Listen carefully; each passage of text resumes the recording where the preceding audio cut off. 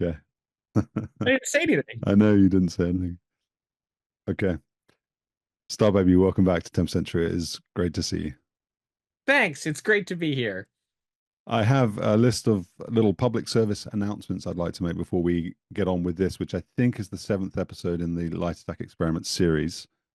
So if the audience at home would bear with me, I'd be grateful if you stay for this bit. Don't skip forward to the cool, sexy part, which is going to be Starbaby talking us through his weapon system video from his AT-6C Checkride, which I'm really looking forward to. So just hang on for just a minute. So the first thing, I wrote this down. The first thing is I just wanted to say thank you, and that's to multiple people. So the first thing is to you, Starbaby, to say thank you for suggesting we do Light Attack series. So for the people at home, there's a regular back and forth between Starbaby and I where we discuss forthcoming ideas, what we can do together. Is he flooding the channel? Are people going to get Starbaby fatigue? There's no such thing. And what are we going to do in the future? And Starbaby said to me ages ago, well, we could do Light Attack. And I had no idea what Light Attack was. I mean, I know what it is as a concept, but I didn't know what it was as an idea for a series of episodes. And I just thought, well, you know, you've not done anything that hasn't been gold on the channel so far, so I'll just roll with the punches. I feel a little bad about that. So this is a little bit of a confession at the same time because I didn't really sit down and try to truly understand what it was that you were proposing.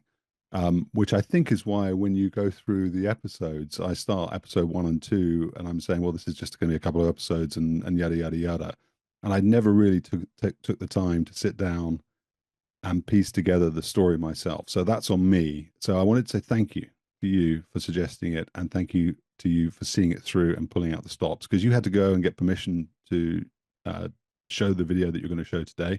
It's unclassified, we know that, but you had to go and get permission for it. So thank you anyway. I don't want to labor the point. Thank you. But also, You're welcome. and there we go. I was going to say I'm not going to let you respond, but your response was nice and succinct. So also thank you to Hanky, who's been in the series, and to Buck as well. And thank you to the audience at home.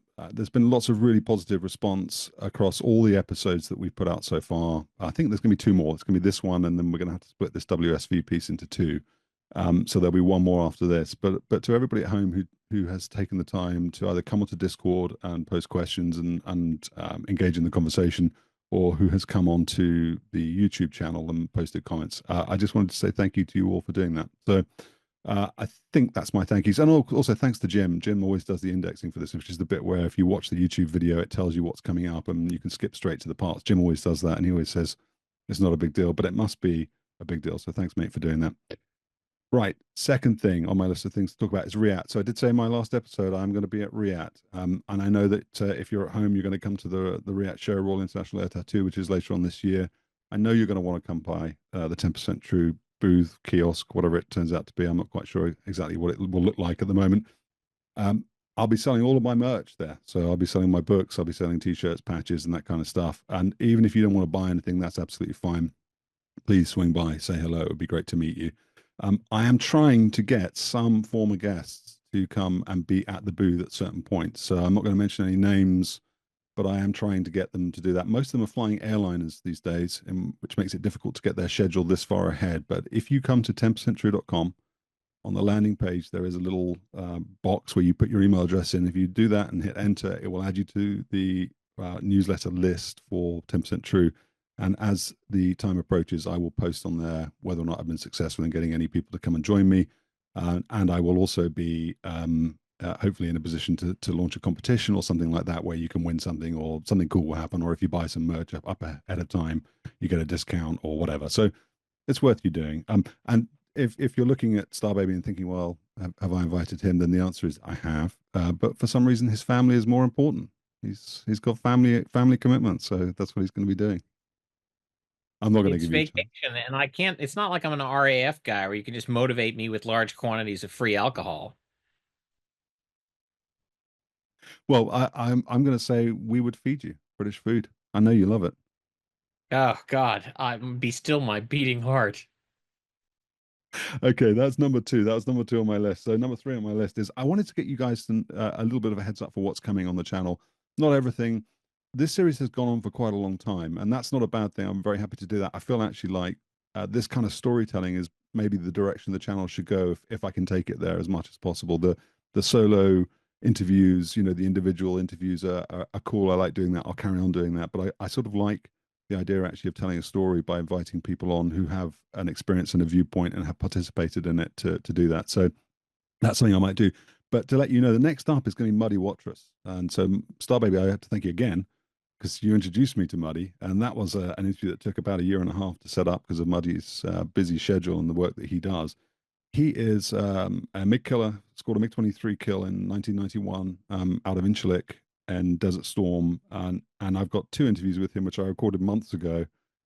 And it's fantastic. So if you're an Eagle fan or you want to know more about Desert Storm, or that will be a nice change of pace from talking about light attack. Then after we've finished with Starbaby on this WSV stuff, Muddy will be coming up next.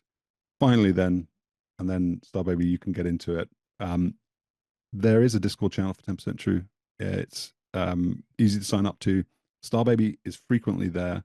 We have a number of other SMEs who are there. Buck is there as well. We've got Pyro, who was one of the I'll say one of the only EF-111 interview that I did, which has received very positive feedback. Hacker is there; he's the Strike Eagle guy. So there's a bunch of SMEs there. If you wanted to come and engage in conversation with them and ask questions and that kind of stuff, then the Discord channel for 10% True is the place to go. And I'll put a link in the description for that. That's my talking bit done. Oh, I've got a nice glass of Riesling here, which you can't see because of the way it works. But I'm thinking some brewery or a vineyard needs to sponsor the channel. So if you want a raging alcoholic who likes asking questions about aeroplanes to promote your product, then come and talk to me. All right, Starbaby, go. What you got for us? Okay, so first, just to say that Muddy's a great pilot. Flew ops test with him, and I'm thrilled that you got the interview in. Okay, so when last I was running my mouth, we were talking, of course, about light attack. And one of the things I dropped were a couple of previous hints, one of which is I had the video from my Checkride in the AT-6. And because Textron Aviation, the guys at Textron, dug it out and gave me permission to use it on 10% True. So that was awfully nice of them. The second thing is when I talked about my Strike Eagle time, I pointed out that my check rides are usually a disaster.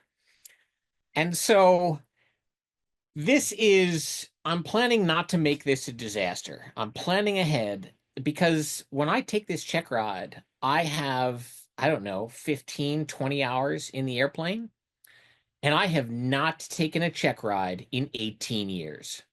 Okay, my last check ride was in 1999, and it was a combat check in which everything went perfectly because a combat check, there's as weird as it sounds, there's no stress in a combat check. And I got my only EQ in the F-15E as a result of that. So exceptionally qualified. That was my last one, and I haven't had a check ride since. So I've taken the tests. I feel compelled to get maximum score on the test because, the passing grade is like a 70%. And we have a saying that if the minimum weren't good enough, it wouldn't be the minimum. But I felt that I needed to exceed. I needed to get as close to 100% as possible because I needed to prove to everybody, but as always, mostly to myself, that I wasn't a loser. That, the fact that I hadn't been in an airplane in so long didn't mean that I would be forever out of an airplane and that I sucked. So I've planned the check ride. We've briefed it. We're ready to rock. And the JTACs show up late to the briefing. And the JTAC has a plan, which I have not briefed. And so I say, sure, why not? Because the last thing you want to do in a check ride is throw in a last minute plan change before you step. But I'm just not that bright. So once again, I'm setting myself up for failure. So it's a young guy and he has a plan. And the first part of the plan is he's given us graphics. He's given us graphics about the targets that he wants to talk us onto, which is great. Except he has given us graphics that can only be viewed by a 19-year-old with 20/20 vision. Okay, because all the print on this is microscopic. And that was one of my debrief items, like, dude, everybody you're flying with is in their 30s or later. And they can't read anything you printed out. So we're going with graphics in which a lot of the labels are completely unreadable to both the pilot and I. And But I'm prepared to give him one of my bombs. So I'm going to carry 2 laser-guided bombs, and my plan is I'm going to do a dry delivery to make sure I get everything out. And we've got the procedures, and I settle down, and then we're going to do an inert delivery on a target that the JTAC is going to give to us. And then after that, I'm going to give him the bomb. He can laze the target, talk us on, and we will deliver. And he can laze that sucker in and I said, if I score a hit on the first bomb, you have the second. So it's conditional because I only need 1 hit to pass the check ride.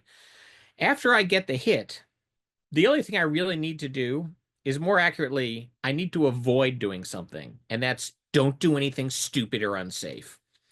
So as I run through the weapon system video, I'm going to show you a bunch of things. I'll stop a couple times. I'll talk through the displays, and I'll tell you what's going on.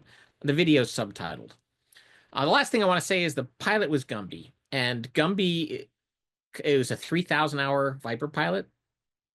He was my boss in the Joint Air Ground Combat Division at Air Combat Command. He retired, became an instructor for Textron Aviation and the light attack aircraft. So I knew I had a super capable pilot. I was just hoping that he would be a Santa Claus, as it all turned out. And so the to avoid any suspense here is there was no way I was going to get an EQ. Nobody was getting EQ because none of us were going to be exceptionally qualified. I got a qualified, no downgrades, with a commendable for tactical execution. So I think I'm the only one who got one. We had a couple of Wizzos that got commendables for sensor management, a couple pilots that got commendables for instrument. So there were definitely some commendables thrown around, but for tactical execution. And the way that Gumby described it is that I had saved him from making a mistake. But after subtitling this, this whole the first engagement, the first series of engagements with the first JTAC, I can't find any mistakes that Gumby actually made. Okay, so I'm now wondering 6 years later if I didn't get unnecessary credit for correcting my own mistake rather than saving him from getting one. But I don't know. So that's how that turned out. And let's see if we can go through the mechanics of actually getting this right. While you're doing that, if Gumby's watching, he needs to either come onto Discord and let us know, or he needs to post in the comments. All right, so you should see a completely black screen. I do. Roger, let's roll it. Of course, it's unclassified. Thank you to Textron for not only digging this out of the archives, but giving permission to use it on 10% true. And of course, I have to use this entry just because.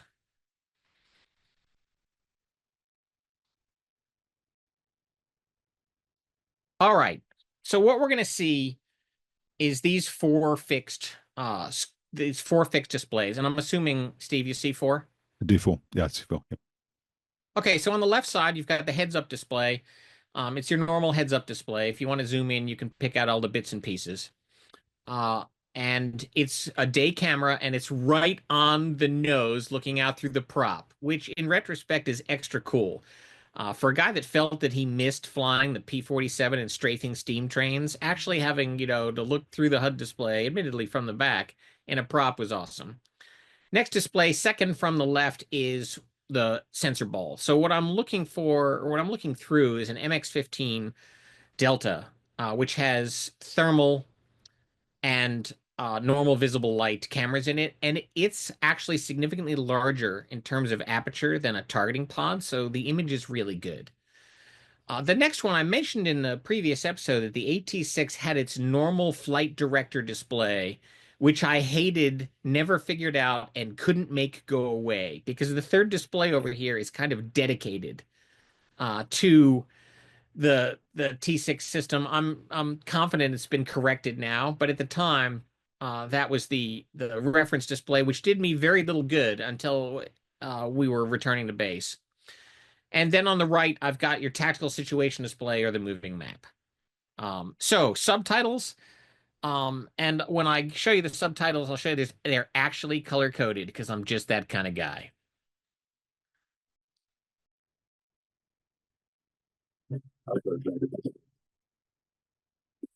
Dragon 6-1, okay, doing it. Okay, the players in here, we are Dragon 6-1, and anytime something comes over our radio, regardless of whether or not of who said it, it's going to be in purple. If we're hearing from Hustler, it's a great call sign for a JTAC, it'll be in green. If there's another flight member or somebody on the range or just noise, that will be in yellow. If you hear voice warning, that's usually in red. And you can differentiate between Gumby and I because we sound totally different, but he's in light blue and I'm in medium blue. So here we are. We're on Red Rio Range. We are set up. We are talking to Hustler, and Hustler is our trainee JTAC. They have driven out in order to get there from the briefing to the observation point, and they're going to talk to us. Then Charlie as well, having to go over to Bravo as we are on station. All yours on radio, brother. Dragon 6-1, authenticate on the Bravo. Dragon 6-1, authenticate Charlie. Dragon 6-1, I just want to go ahead and get a visual on the call before we start the mission. Look out. All right, so what that means is he wants us to tell him that we have him quite, and we understand their position and we see. So the first part of the mission is us figuring out, no kidding, that we actually have the guys on the ground and that they're where we expect them and that we can find them.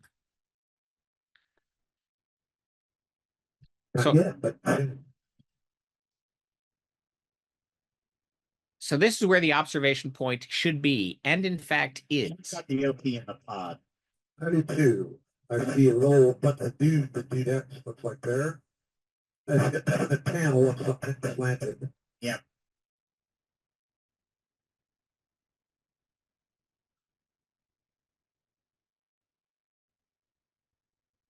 Can't decide whether those are dudes or tactical bushes, but I definitely see the solar panels. Yep.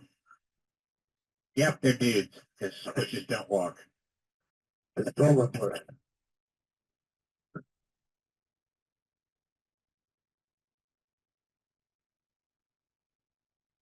I got this one third. Just for your approved effort to fight over 150. Copy 170 now, we were 250 before the subject. So this is a sudden change because we're above 17,000 feet. Because our airspace was approved to 25,000 feet. What we later figure out is that the JTAC is preparing for a second Dragon 2-1 to come in. And so he's getting us below so he doesn't have to do it in the heat of the moment. It's actually good planning. And we are visually open.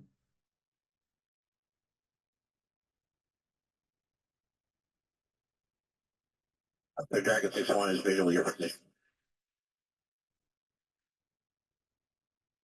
Dragon 6-1 from Huntworth, copy. Looking for players, I'll get visual on you. Something the airfield 2.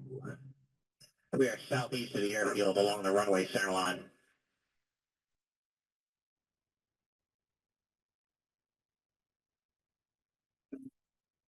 Visual on you. Alrighty. So that's this is all fairly standard comm. So visual means that you've got sight of the friendlies. So he sees us, we see them. He didn't see us till the second time Gumby kicked a flare out. And strangely enough, in the AT-6, the Bitchin' Betty actually has a English accent. Very nice. Sort of. Well, it's not like the 829, which is a Brazilian dude. And so I found that to be disconcerting. But that's kind of what you're used to. That doesn't mean it's any better or worse. I didn't. They're calling ready for fighter attack. Yeah, I didn't hear Bitchin' Betty on the tape. I saw the red caption come up, but I didn't see. It's I didn't super low. It's okay. Yeah, it's hard to hear here, even now. But since it came across, it's also hard to hear the gunfire. But as we get later, we do the strafe. I've actually got a little text that comes up that says when we're shooting the gun. Dragon 6-1, mission number Alpha 0473 186. GBU-12 inert, 400 rounds of 50 caliber ammunition, simulated ACKWS rockets. We have about 50 minutes of playtime. Request reports in the clear.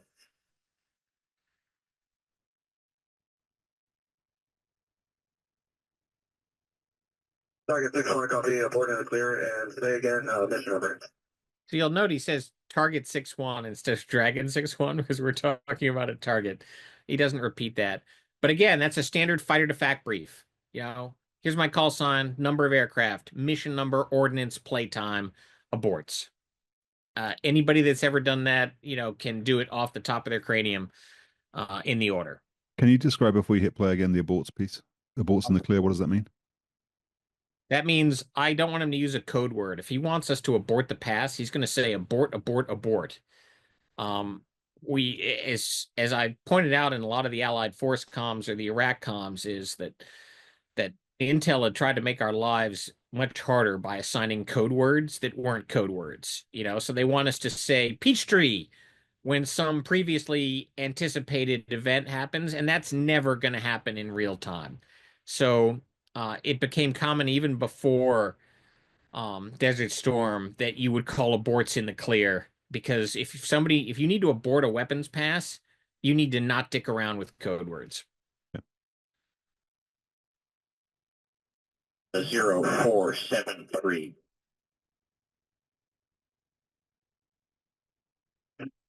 Okay, they were ready for Detroit now, please.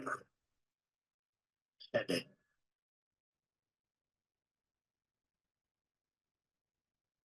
Aircraft F3, if you're the only aircraft in airspace, your first surface to 170. Ground commander intends to neutralize enemy in the vicinity of the airfield to facilitate friendly freedom of maneuver. Threats are small arms and manpads. Priority of targets are D2 nodes, armor, technical vehicles, and targets of opportunity. JTAC is a two-man scout team on OP. Artillery is cold. Control will be through Hustler 77. Ordnance are restrictions for downline. Copy. Copy loud and clear. Hustler 77. All right, so that's me reading back Hustler 77, the call sign, rather than saying that's who I am. Again, that's a good situation brief in Army language. You know, commander's intent are, here's the situation. It's clear. He's painting a picture of what the situation is. He says what they've got, you know, and roughly where they are, keeping in mind that we pre-briefed that. So there's no changes. This particular JTAC talks very quickly. And if you listen closely, you'll hear a significant difference between the cadence on the radios of Gumby and me, which is much slower so that we can be understood. And later, when we split this video up, there will be a second JTAC come on. You'll hear a different cadence. So this is, again, it's a fairly young guy who's still learning the ropes, and he's a little quick. Questions? I was going to ask that very question, so no. Okay.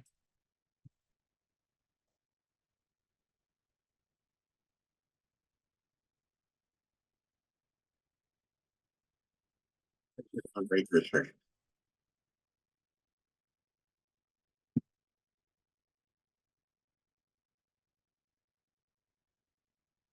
So restrictions will be individualized per 9-line.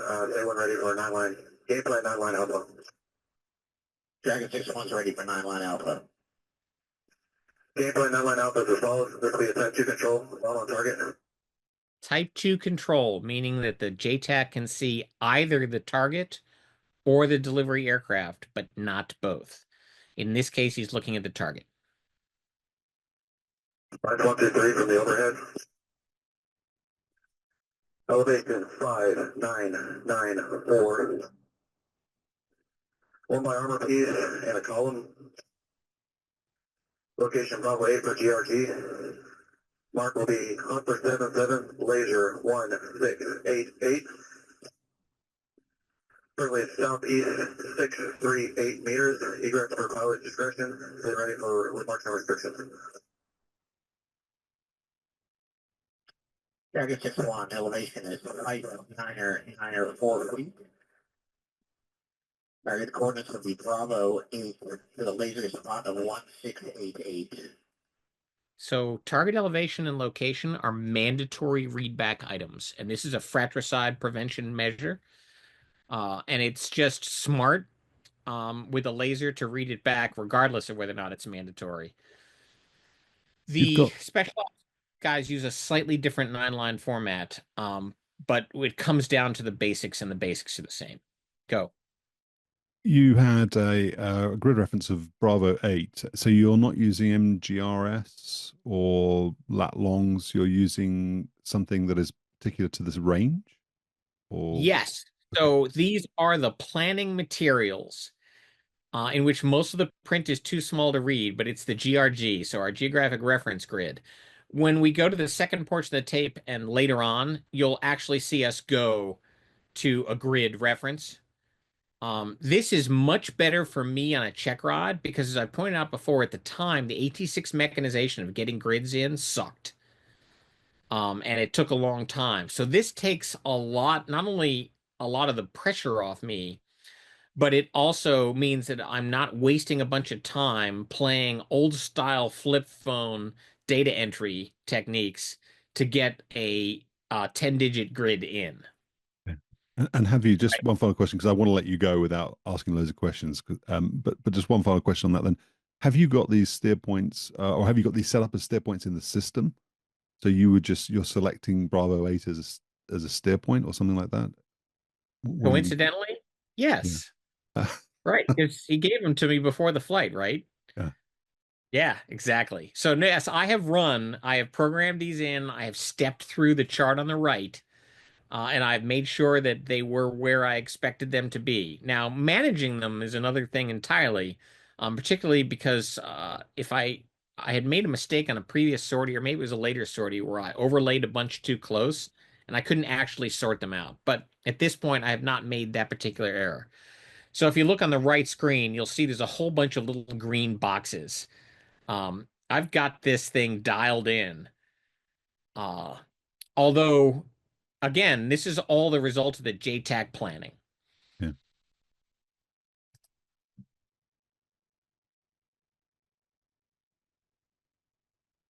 We're ready for restrictions. The mark restrictions as follows. Laser target line 302 degrees. Looking for 1 by GBU-12. The final attack heading will be 312, clockwise 362. Love that call. So what he means is that your attack heading is going to, on the compass, it's going to be between 312 and 002 degrees, which he refers to as 362, which makes perfect sense. And I knew what he was saying. There is no confusion here, but Gumby and I are going to comment. Copy, laser target line 302 degrees. Attack heading is 312 to 362 degrees. Giving him a hint.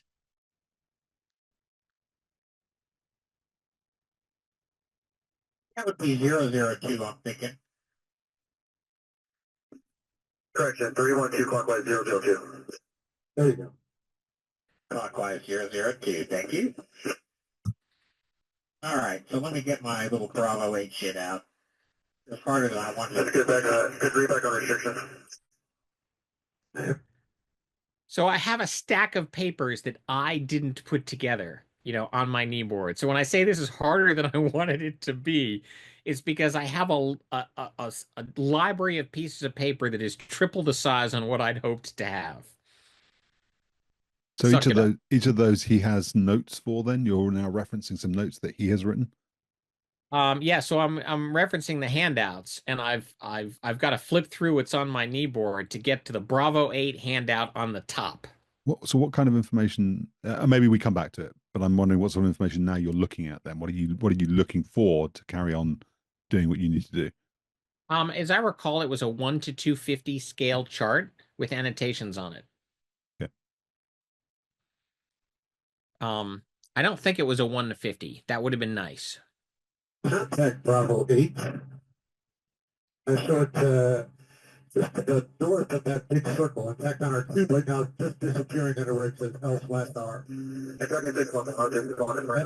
There's no ground based delays with you actually leaving. That's a firm. Just wait, slightly down. That little second to come from 113, get right on this way. And down. Yes? That appears to me to be Bravo 8. Okay, so image point. Now, because I am using F-16 HOTAS. When I start getting into HOTAS hell, I audibilize everything. Okay, not the actual motions, but when I'm going to say it the same every time. New mission point, target designation. That's more to help me than anything else. And Gumby's right. Gumby knows what I'm doing. And he's prepared to coach. And you'll actually see him in one event. He's going to coach me on the technique with the HOTAS. Just not that he expects me to absorb it immediately, but it's the benefit of having a guy with 3,000 hours in the front seat. Hmm. And naturally, he cannot stop being an instructor. None of us can. And I see you've got cutout at the top. Is that the same as mask? In the on the Yes, it's very similar.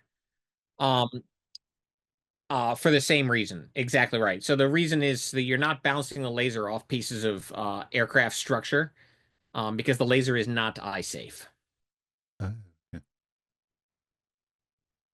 yeah. SPE. Run it off. SPE is sensor point of interest. You.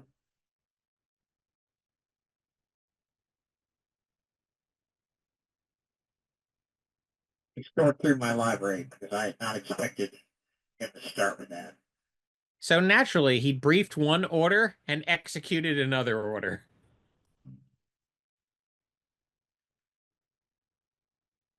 I just have too much shit. Okay. Copy. Looks good to me. This is Tracker 61 of the target description. I'm looking at runway. Main runway running northwest to southeast. On the northern third of the runway, if you move off to the east, there is a square dirt parking area. It's not directly attached to the runway. It has vehicles in it arranged in 2 rows running parallel to the runway, 2 rows of 4. That's big to small, right? So I start out with the runway. I pick a side of the runway. I describe the pad. I say there's 8 vehicles. I tell you how the vehicles are arranged. This is standard CAS technique. For both the JTAC to give directions or a fact to give or a fact to give directions, you work big to small. It is not find the mosque with the blue roof, which isn't going to work in infrared anyway. Okay? And I can't tell you how many mosques there are with blue domes. But this is, again, this is a form of error correction. And this is why I still, even with digital transfer methods of moving stuff back and forth, if you default to voice and you do this right, you can eliminate a lot of possible errors where the JTAC's mental picture is different from the aircrew's mental picture. So this whole description is to say, this is what I've got, and he's going to come back and say, yep, you have the right thing. And that's completely independent of the reference grid, because that assumes that we had the same grid and everything else. And now we're making sure that the materials we had led us to the place where he wants me to put weapons. Can I ask quickly, when you're, and bearing in mind what you said earlier then about having spent 18 or so years out of the cockpit and coming back to it and having that additional pressure, when you make these radio transmissions, how much are you thinking about what you're going to say before you say it? And in this particular example, do you kind of instinctively know that it's on the northeast side, or are you looking for the north pointer on the display and then working your way backwards, or have you done the target study so you know instantly that that is the orientation of the runway, southwest and northeast? How much of this is instinctive, and how much of it comes from pre-planning? There's some of it that comes from pre-planning. I mean, I've been on this range before, even though I haven't engaged these targets, so I know which way the runway runs. But honestly, for me, I might not know where the airplane is pointing. I know where my ball is pointing, and I know where the north up arrow is, and that's how I reference everything. So because I'm looking at the green screen, second from the left, that's my primary focus of intention. Honestly, I am not actually during this coming out to the left to see that we're heading 070. I don't know that. What I do know is that this is my picture. I've got a north up arrow somewhere in this display, or at least I know where north is. That's why, guys like Junior Summonsby, who really got the north up arrow put in the lantern on the Strike Eagle. That's why it was such a critical reference. And that's kind of how I work it. Is I'm really working off the sensor.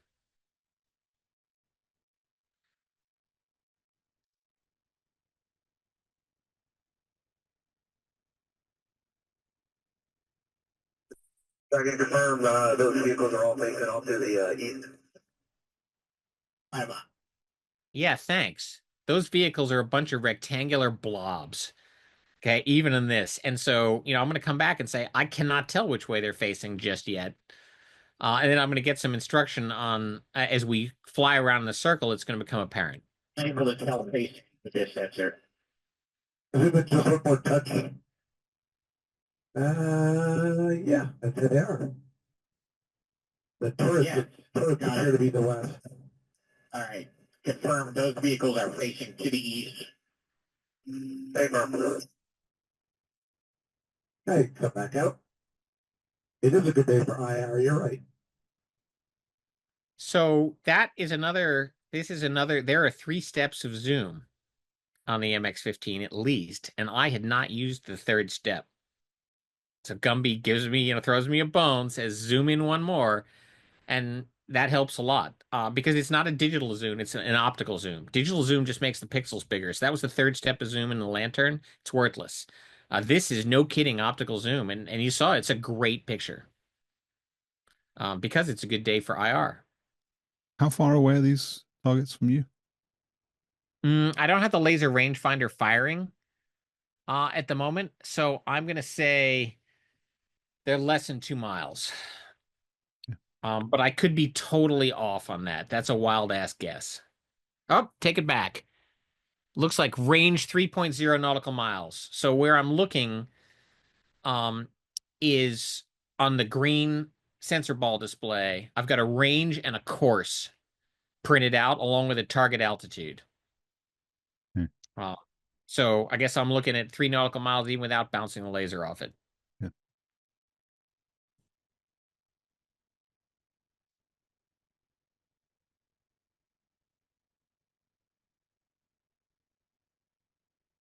Okay, which vehicle would you like hit? Looking for the southeasternmost vehicle on the eastern. It'll be the southernmost vehicle on the eastern column. Southernmost vehicle on the eastern column, copy.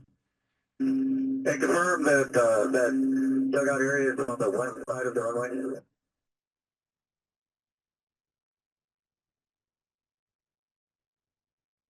Here's where I'm confused when he says that. It's like, did I just get turned around? And possibly. Did I get turned around again? Nope, we're good. That's on the west side of the runway. That's the firm west side of the runway.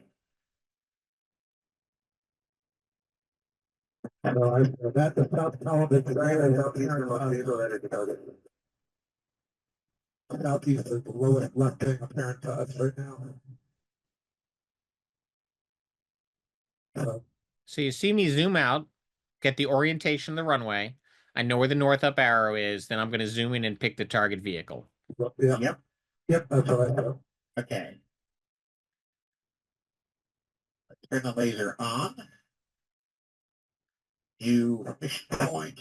New designation. Okay, I'm ready if you are. So what I've just done is now that we've got a specific aim point, I've bounced the laser off the target. I've put that into the computer. So now and set up a new aim point. So the computer, if my ball drips off, I can return it to Q and it's going to go right back to that target. Same thing I did in the Strike Eagle for the same reasons, and pretty much using the same tech terminology. So I'm using Strike Eagle terminology, which is a little different. Laser is off. Not that it mattered because we were going to cut out. Dragon 6-1, looking for a telecom. For a what call? Tele. A tele target. Oh. Dragon 6-1 is tally the target. We have target ID. That was a little weird to me. I was momentarily confused because I had just described the target to him. Okay, but procedurally, he is absolutely correct. He is wanting to make sure that we have called, and I follow it up with again the standard thing I do on everything else is target ID. And once I say target ID, it's usually followed with clear to drop, because the identification's been accomplished. The copy is Carl Denny, Checkride on 77. All right. Jacket.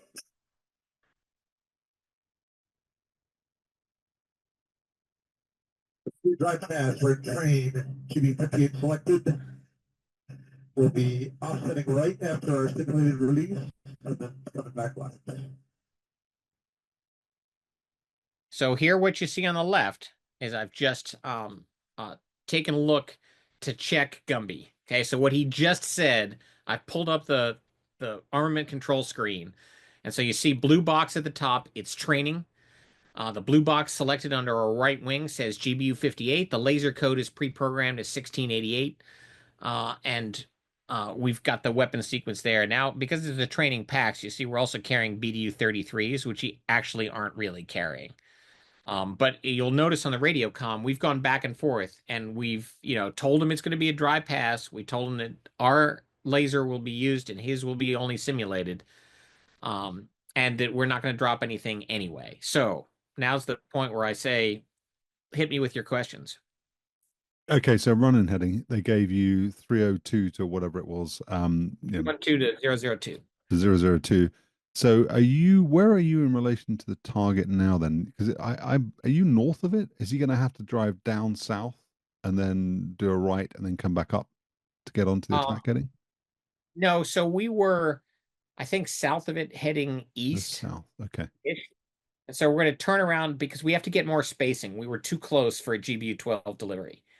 Yeah. If he'd wanted us to put rockets or guns on, we'd have made immediate turn into the target. But in order to put a laser-guided bomb out, we have to turn away and get some distance and then make that run-in heading. And you have pre-agreed a delivery profile, presumably then. So Gumby knows the profile to fly. Is there anything to set in the packs around, pitch valve settings or anything like that? Have you done all that beforehand? How is the delivery piece going to run, and how have you briefed that? Right. So this is much simpler than with a JDAM, and also not quite as bright. Your settings on the pylon were set during pre-flight. I took my screwdriver, verified the laser code during pre-flight, because we can't actually switch any of that on a paveway bomb. Paveway bombs are just stupid. So the fact that it says laser code 1688, that's just a reminder in the packs to set the ball's laser code at 1688, where it was when I took off.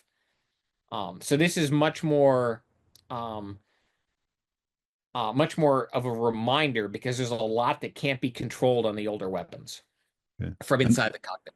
And your plan is just to do a level release then? There's nothing fancy going on? You're not going to toss it or anything like that? Nope, there's nothing fancy going on. We're going to do pretty much, it'll probably be a slight dive. We'll see what happens.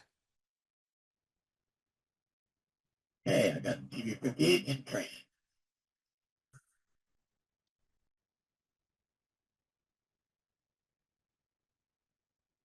So you see right under the laser code on the black and white image is laser code 1688. That's where it actually tells me what my laser is going to do. What the pack said, I don't remember if it's actually connected to this, but this is where you said it. If you get this wrong, that's bad. Okay, and up at the top, my laser designator is armed and my laser illuminator is armed, and they both say that along the top. I have no use. Difference between illuminator and designator? The designator is a NATO standard laser designator, and that's what the weapon is looking for. The laser illuminator is your lightsaber. So a guy with NVGs at night, if you needed to point something out, you would point it out with the pointer. Oh, okay. Yeah, later systems added more different lasers. So you might actually have a separate laser designator, laser rangefinder, and laser illuminator or laser pointer. Okay.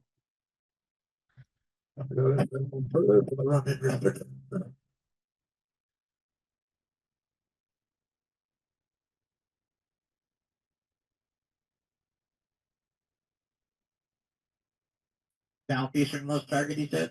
He did. Yep, just confirming.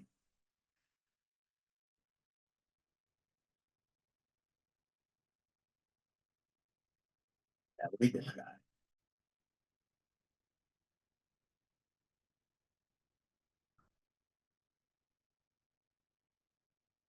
So can I ask a quick question while you're just running through this? There's no symbology on the target in your pod view. Would you expect to see like a, maybe these days, maybe would you expect to see a little triangle over the top of that or something like, because you'd already designated the southeastern target as the one you wanted. I saw your cursor had moved, Right. the If ball there was looking. were symbology, I would hope that I could remove it. Oh, So what I've got is I've got my little open-ended square container, which is in white and is actually very hard to see.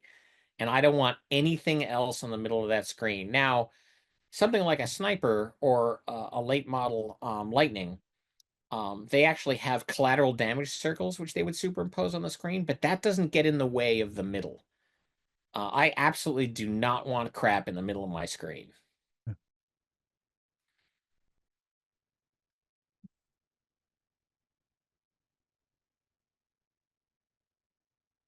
Target 6-1 is in the drive heading 315. Target 6-1, continue on. Continue drive. Okay, target ID. All right. I'll release in 10 seconds. Hammers down in the front seats. Okay. Laser code is good. You are on the line. Sunset. He knows he's on the line. He's flying the line, but I read that out anyway. What he means when he says hammer down is he's already depressed the pickle button. Okay, the pickle button on a modern system assisted delivery is only a consent switch.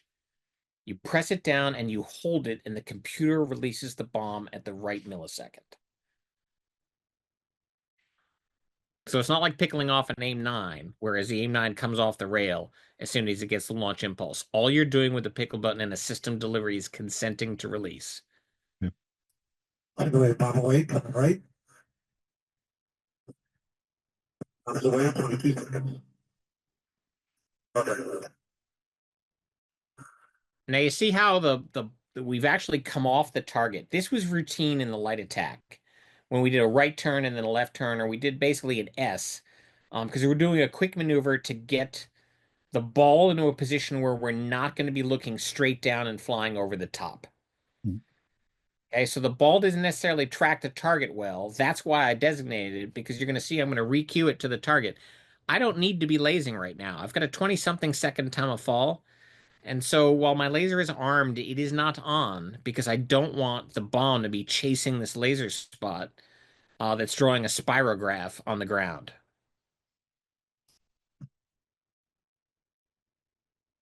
Laser is firing.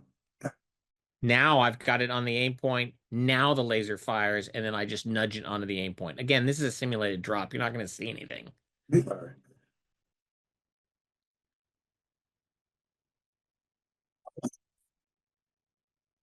Anything.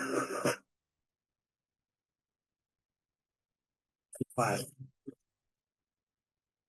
Okay, so there we go. Simulated delivery. That's the boring part.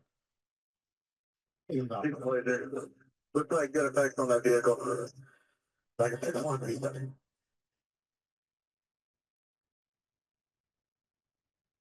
All right, that looked good to me.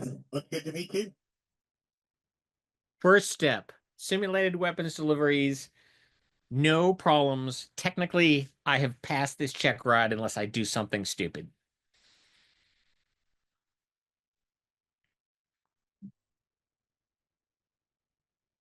Second 6-1, they were ready for game plan 9-1 Bravo. Second 6-1, ready for 9-1 Bravo.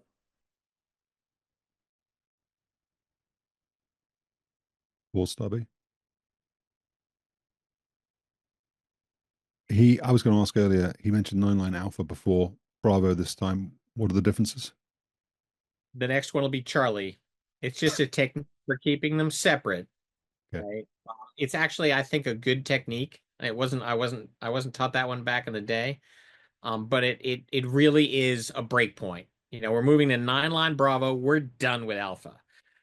Now it turns out we may end up going back, but in that case, it still ends up with a new 9-line, even though it's the same target set. Yeah.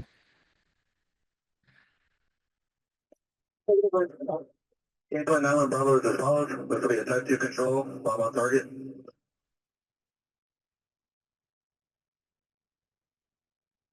Lines 1 through 3 from the overhead, elevation 6010 feet. 1 by C2 node and a revetment. Location Bravo 7 for GRDs. No mark. South 681 meters. Egress to pilot discretion. Redirect to 106. So he doesn't need to tell me that it's friendlies south 618 meters. I know that by the position of where he reads it out.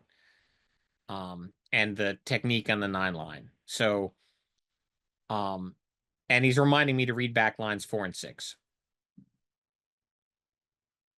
Dragon 6-1, elevation 6010 feet. Current coordinates of Bravo 7, there will be no mark. Reback, they're ready for mark restrictions. Waiting for mark restrictions.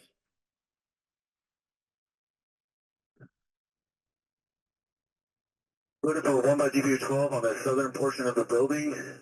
Final attack direction will be south to north. Copy, 1 GBU-12 on the southern end of the building. Attack runs south to north. Dragon 6-1. All right, let's find this bad boy. Let me get my... Okay, I show Bravo 7. Just north of our last target and between the runway and taxiway.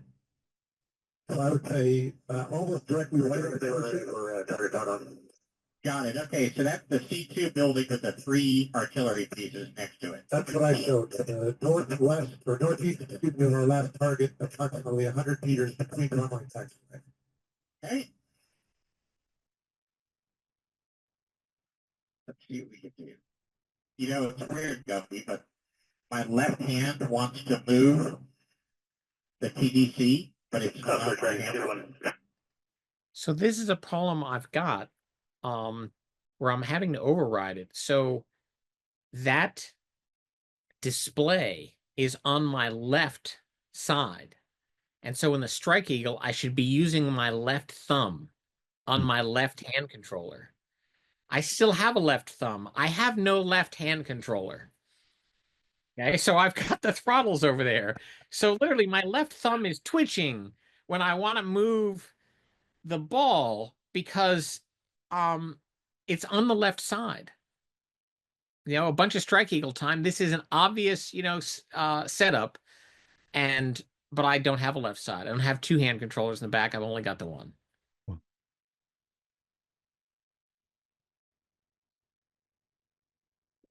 Again, 2-1, I'll start doing the job on me. Stage 1 as you went clear, Wait 29, 16 to be above 16,000 feet, working slightly control on target to the southeastern portion of the range. Target numbers 1315 or 13, or equivalent to the GBU-12 and turn around to Notice how fast that was? The JTAC doesn't know what target numbers you're already working for. That was too damn fast for him to write it down. The crew on Dragon True 1 is trying to not interfere with us. So they're trying to spit out the radio call the minimum possible amount of time. They also said they were at 50. They were clear for 15,000 upwards, and you guys were cleared up to 17,000. So you got a potential confliction. And so that's where now we're working the further deconfliction right now. So that's what Gumby's saying. I'm going to drop us below 16. Okay, got it. I think that is Bravo 7.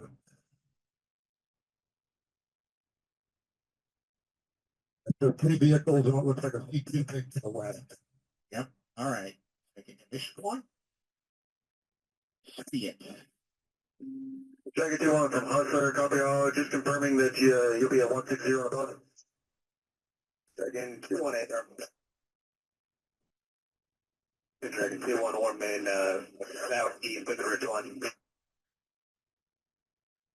That's a copy of Perfect Dragon 6-1 from Hustler. We're going to keep you 150 below, just to keep the altitude deconflict as well. Okay. So we are now deconflicted by the ridgeline, which splits the range. So we're on the north side, they're on the south side. We're also deconflicted by altitude. This is all just good technique. Keep 2 aircraft apart. JTACs have to do this all the time. They have to manage the stack which is a bunch of aircraft stacked up in altitude, and stacks can get pretty complex.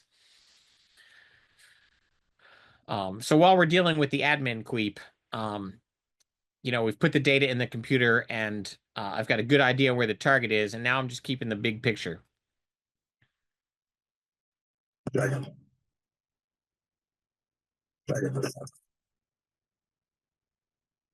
If you listen closely, I actually think the backseater on Dragon 2-1 is Hanky, but I can't be certain on the voice recognition. Okay.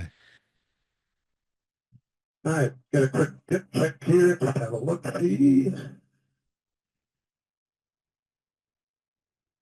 So one of the things about the AT-6 is it's got this long nose.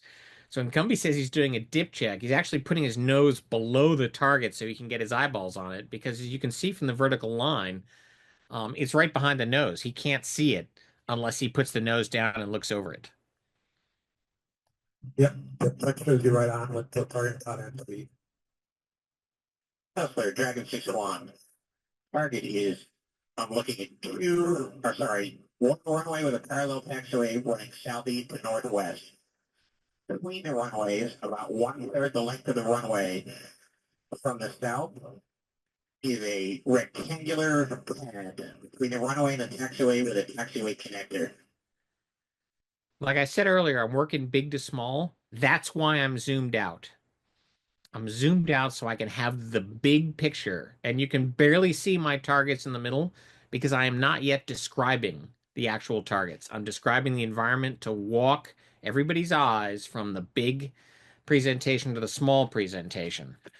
And again, same thing. Runways, between the runway taxiway, a third of the way up from the south, rectangular pad, and I then get more specific. And then I'll zoom in from my own good when I'm ready and I've finished with the big to small, or the big portion of the big to small.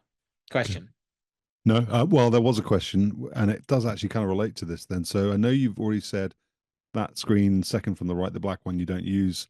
The MX-15 pod video is the one that you're focused on, but that far right one, that looks like it could be useful for sort of situational awareness. But it looks, I mean, to me, like it's zoomed out quite far. Can you just quickly talk about that screen and whether or not you're looking at it at all, and does it come into play? So I am looking at it occasionally. It does come into play, particularly when we're doing range management. What I'm really using it for now is to make sure we're not close to the range boundaries. Um, that's pretty much it. Okay. I would have liked that, so for air to ground again in the Strike Eagle, I would have the TSD on the far right, which is essentially what this is, and then the next one over where the black flight director is, that's where my pod would be. So in my long since preferred arrangement, I'd have these right next to each other. I don't have them now. Yeah. And there's not a damn thing I can do about it. That's strange. Did you say they'd fix that? I rather suspect they have, but I haven't flown the AT-6 in 6 years, so I can't be certain. In that pad, we've got what looks like one building with some vertical development and 3 looks like vehicle shells off on the east side.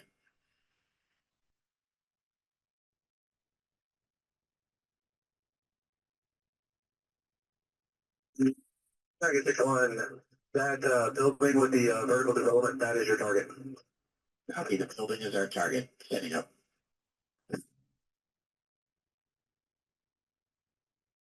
I'll let it do its nadir thing before I do anything else. Sure. See how it's spun? It's spun and pulled off. That's its nadir thing. When you fly directly overhead a target, most targeting balls have that problem, and that they can't follow it, which is why you don't directly fly over a target in most cases. In this case, I'm not putting any inputs in it because, like, once I realized it was going to hit nadir, it's going to spin anyway, and I'm just going to let it do its thing. Mm-hmm. I'll sort it out later. I have the beast set up for the bomb to come off the left way. Okay, so GBU-12 on the CCRP. Target 6-1 from Hunter, just only one confirmation that those 3 vehicle shells are oriented north to south. They are in a row that is oriented north to south, roughly parallel to the runway taxiway.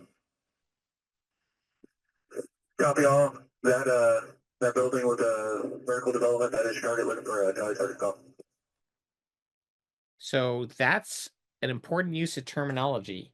Those vehicles are not oriented north-south individually.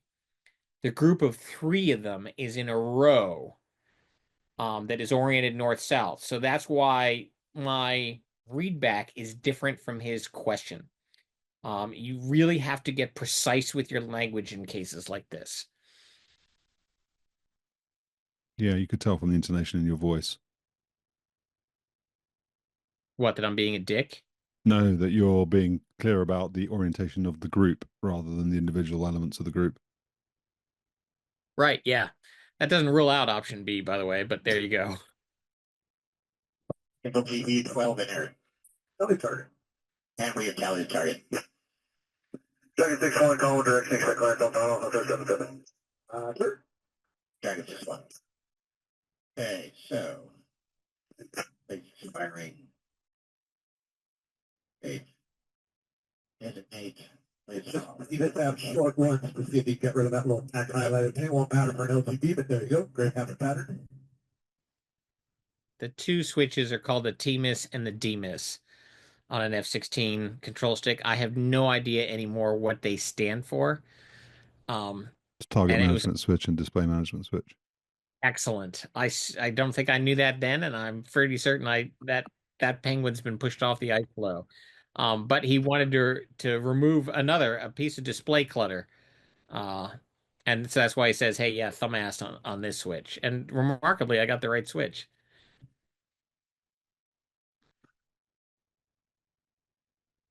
I don't think I've hit this one before.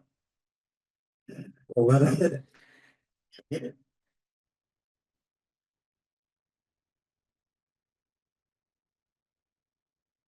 So the JTAC originally told you to hit a particular corner of it. Are you cognizant of that? He said the south side. Okay. And yeah, we're cognizant of it because the attack run is going to be south to north, and we have no choice but to hit the south side. Makes sense. Yeah. Yep. Yeah, we're going to come on to the right. Yeah, 312 to 012. Yeah, but this one he said south to north. Okay, south to north. South to north. Copy. Thank you.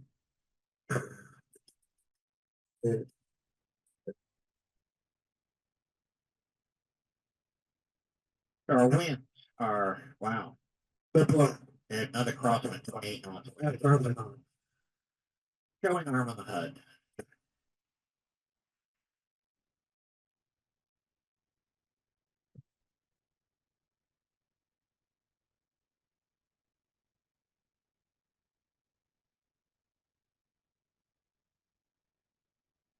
So, baby, can I ask you a question? No. Yes, of course. It's your program. Go ahead. I know that weaponeering can sometimes be a bit sensitive, but I was just looking at the HUD and it says I think 172 knots or something like that.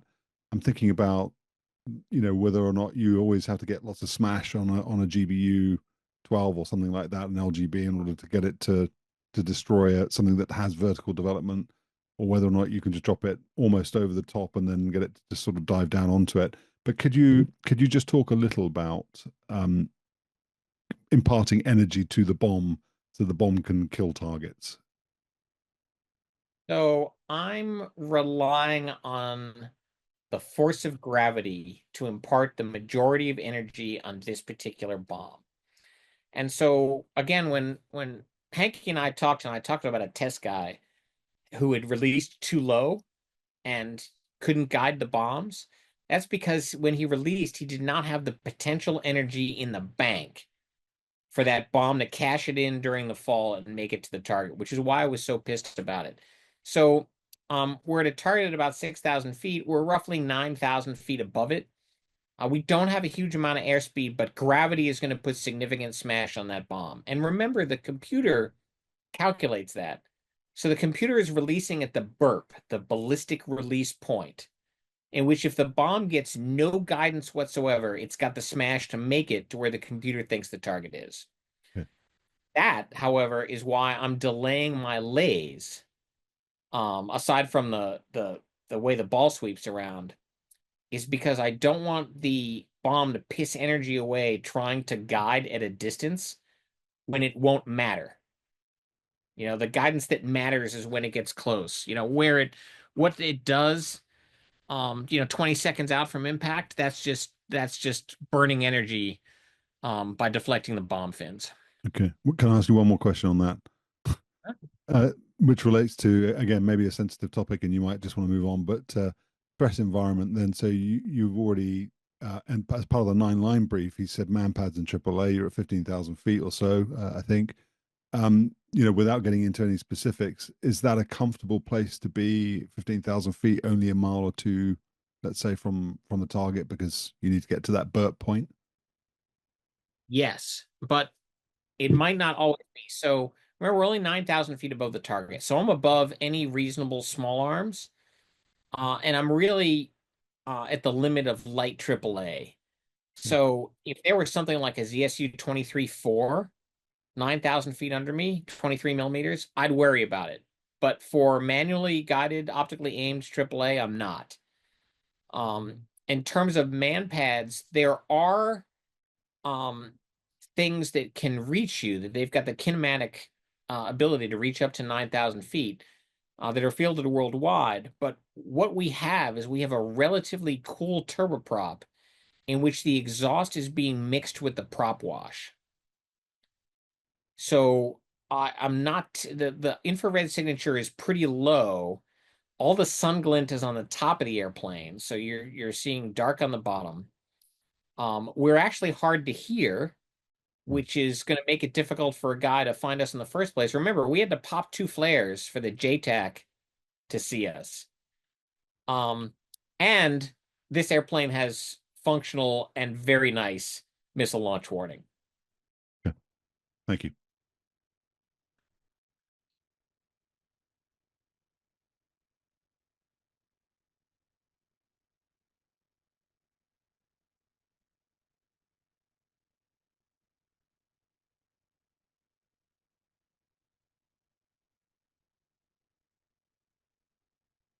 ID. I mean, 1588, please it up meters on. Good.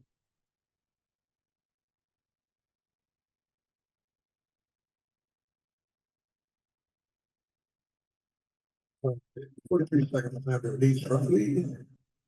On the time. Yeah. It's about a little bit.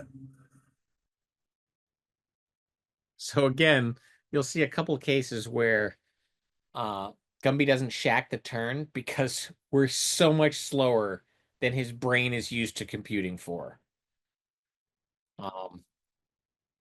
But you can see the vertical yellow line. He just needs to line up with that, and he'll match it perfectly by the time he needs to get the bomb off.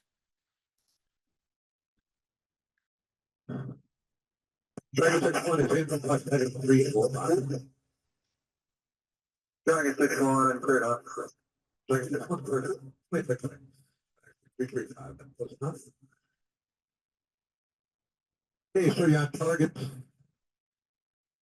Will be coming off, will be Checkride. And left crosswind. Same thing. So I've zoomed out, as you see. I'm not looking at the specific aim point. I'm looking at the big picture right now, just to make sure everything's perfect, because you could get sucked in looking at this box and be on the wrong box. At the moment, the environment is just as important as the aim point.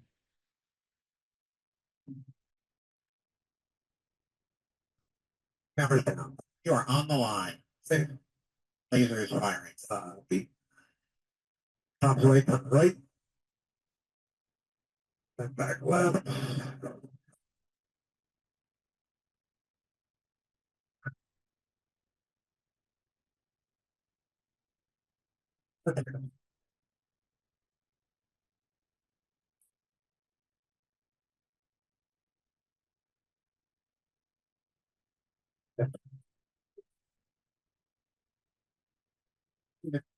That went right through the laser spot. So you'll notice that last game I shifted not to the top of the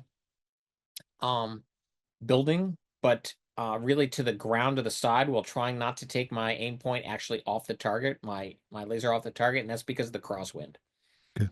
which is actually more of a tailwind component at that point. Is this an area track or some?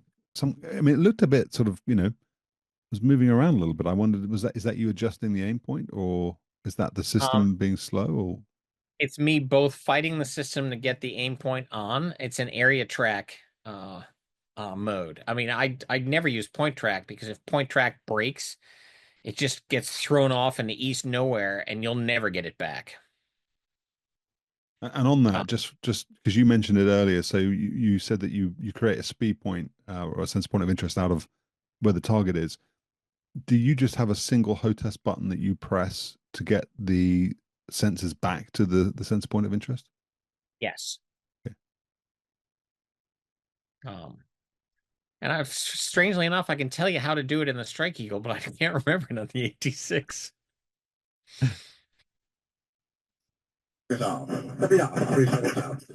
All right, so inert GBU-12, I've got a hit. I have definitely passed this check ride unless I do something stupid. So now it's our agreement with the JTAC, and he's going to get to lace the next bomb in. Cool. And we got plenty of time to wrap this up. So I'll keep asking questions then.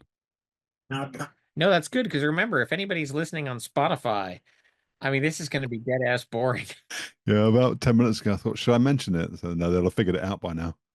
They will have figured it out by now. They've already dropped it and said no, or they're, yeah, maybe I'll get to this later. That's half my audience right there. It looks like the effects on that radar did. Showing some personnel. Looks like they're moving out to the three technical vehicles just to the east. Looking to do a immediate re-attack, looking to change it over to a Type 1 control. Say when ready for update restrictions. What's wrong with that picture? Which one? Okay, you want to do a gun attack. We're heavy wing. We've Yeah. just released one 500 pounder. We have one 500 pounder left on the opposite wing. And so the JTAC has a new plan, which is a decent plan. If we were a Strike Eagle or a Hog or, God help me, even a Viper, it is not a good plan in a light attack aircraft. Well, I was going to ask you about that, and I didn't want to lay the point because you talked with Hanky when I asked you about Bueller and his tragic death as part of the experiment. But had you and Gumby talked about that? Had he said anything to you about being one wing heavy after the first release and how that might affect his enthusiasm for turning or whatever? No, not really. I mean, I'm sure it was mentioned in the brief. Um, but in this case, the way he's making sure we're on the same page is when he tells me what his post-release maneuvers are going to be, and he's pointing out, "Hey, I'm releasing from the left wing, all normal checklist stuff. I put the rest of the pieces together. Yeah. We don't need to run it over in detail. I know if I'm short a bomb, we're heavy, okay? And I want him to do that pilot shit." But the T-6 is a very stable airplane, so I'm not concerned about it at all. Yeah. Another question then just relates to what the JTAC just said. So he said type 1, you already described type 2. He can see the target or you, but not both. Does type 1 mean he or she can see both? Yes.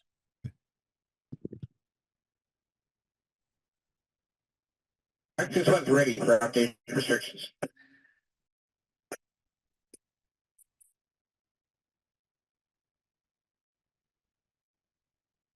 We're pushing angle straight south to north, tunnel Texas heading, correction Texas. So we did not expect that. We're expecting when he goes type 1 that we're going to do a GBU-12. So the moment he says high angle strafe, Gumby starts laughing out loud because that's not happening. Yes, this is Dragon 6-1. We'd like to get rid of our second GBU-12 first. Is your laser designator available? It is. Having ready for game plan 9 Charlie. See, I know his designator should be available. This is a reminder to him that this is his bomb. and to stick with the freaking plan. Ready for game plan 9 Charlie.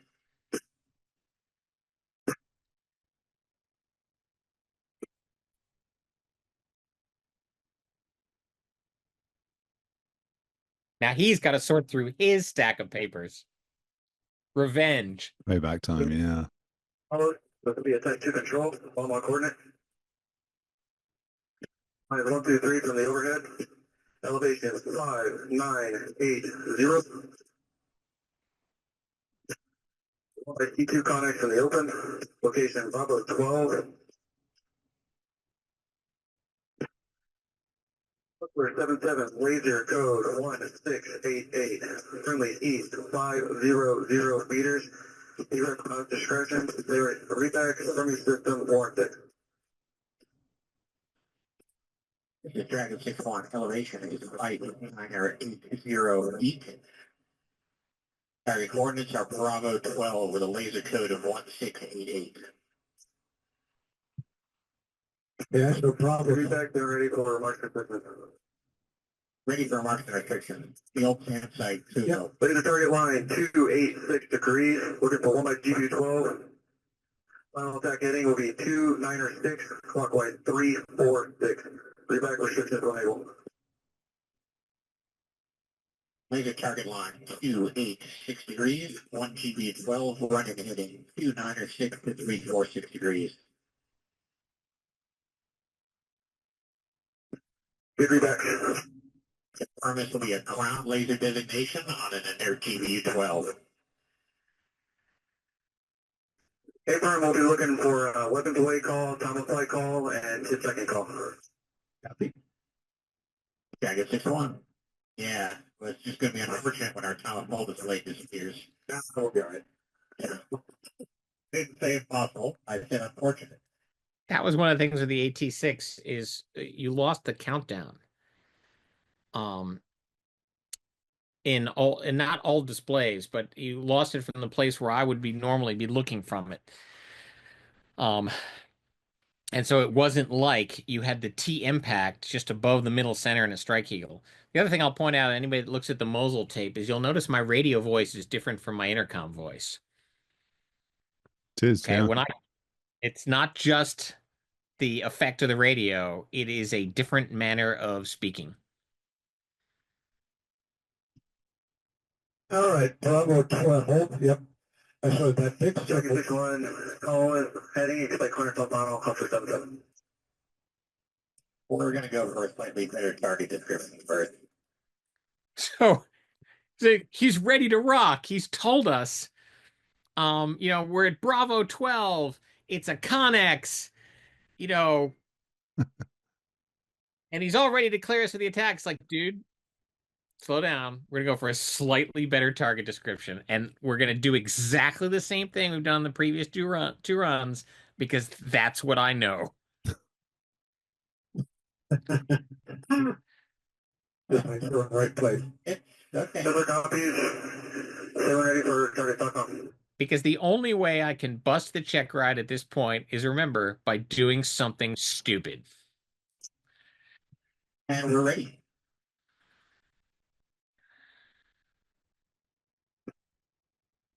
For GRGs for Bravo 12, call contact, center of that Connex area. Contact.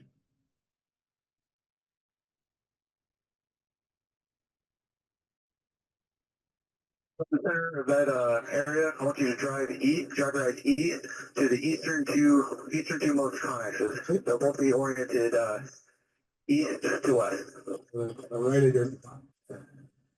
Okay, confirm this. You're defining the center as a T intersection with 4 L-shaped buildings, 1 in each corner.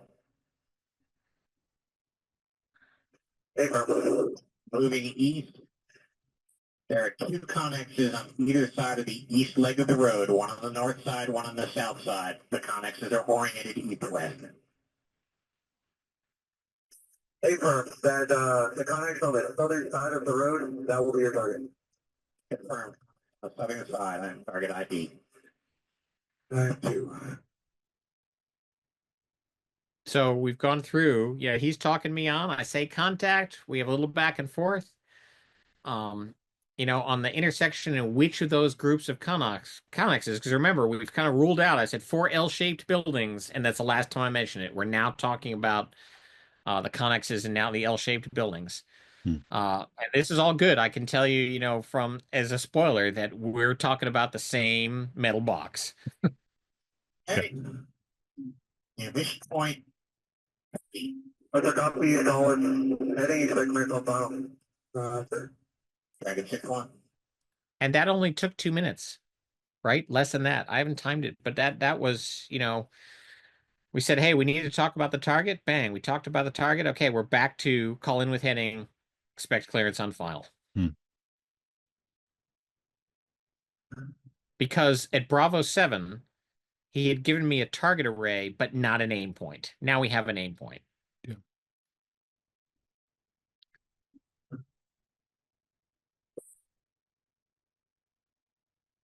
All right, I show on target. I show our laser designator's arm for a backup. And we are not going to fire unless he calls goalie. Correct. I show our arm, and I show our bomb selected. GBU-12 coming up. Arm GBU-12 is there.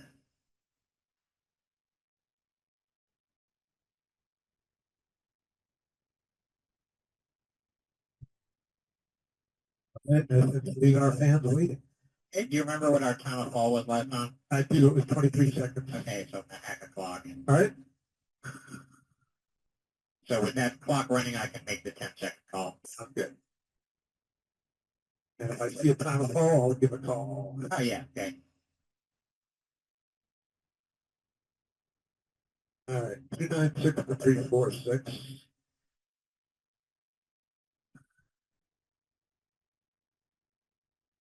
Well, I'm always been turning it too early. What is up with me today?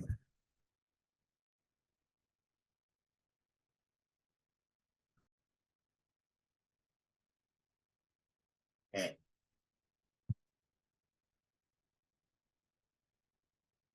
See that sudden movement? That's another Strike Eagle habit. So I deliberately move the crosshairs off the target, and then I return to Q to make sure that they go back to the target I'm expecting them to go back to, so that if I lose it, I already know my return to Q is good. And you see this in the Mosul video as well. Nice. I don't remember you talking about that. Did you talk about that? I might have. It was a long time ago. It was a while back, yeah. And I've told that particular story so many times that I'm almost boring myself. Not quite like that.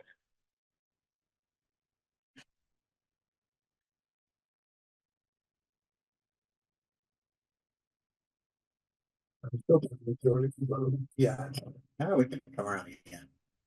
Yeah, no, just a little bit here.